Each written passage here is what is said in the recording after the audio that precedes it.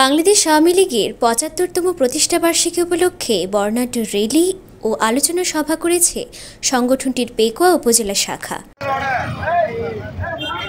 রাজাখালী ইউনিয়নের চেয়ারম্যান নজরুল ইসলাম বাবুল শিকদারের সভাপতিত্বে প্রধান অতিথির বক্তব্যে সাবেক উপজেলা চেয়ারম্যান জাহাঙ্গীর আলম বলেন, সকল নেতাকর্মীদের ঐক্যবদ্ধভাবে আওয়ামী লীগের জন্য কাজ করতে হবে।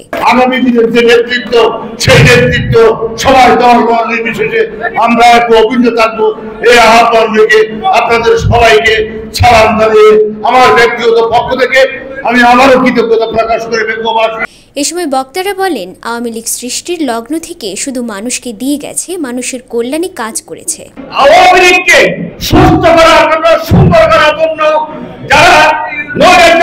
যারা আওয়ামী লীগের বিরোধিতা করে নিজের ভোটারের রাজনীতি করার চিন্তা ভাবনা করতেছে, তাদের বিরুদ্ধে সুন্দর হওয়ার আহ্বান জানিয়ে আওয়ামী লীগকে ঐক্য করার আহ্বান জানিয়ে আমি আমার বক্তব্য শেষ করছি।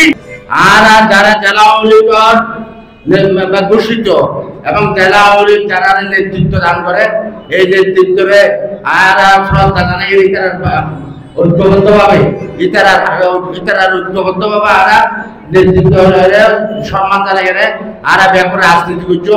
কারণ সবাই জানেন আওয়ামী লীগ সৃষ্টি লগ্ন থেকে আওয়ামী লীগ আপনাদেরকে কি দিয়েছে আপনারা সবাই জানেন।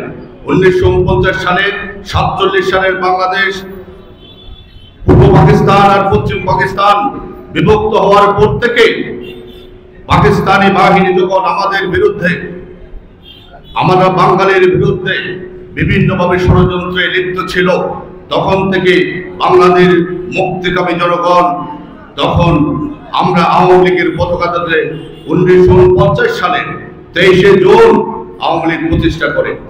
এর আগে সকালে জাতির জনক বঙ্গবন্ধু শেখ মুজিবুর রহমানের আত্মার মাগফিরাত কামনায় খতমে কোরআন ও দোয়া মাহফিলের আয়োজন করা হয়।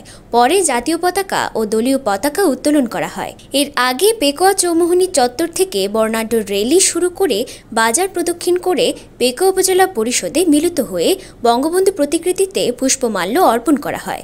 পরে প্রতিষ্ঠাবার্ষিকী উপলক্ষে কেক কাটেন নেতাকর্মীরা। News desk, TTN, Cox's Bazar.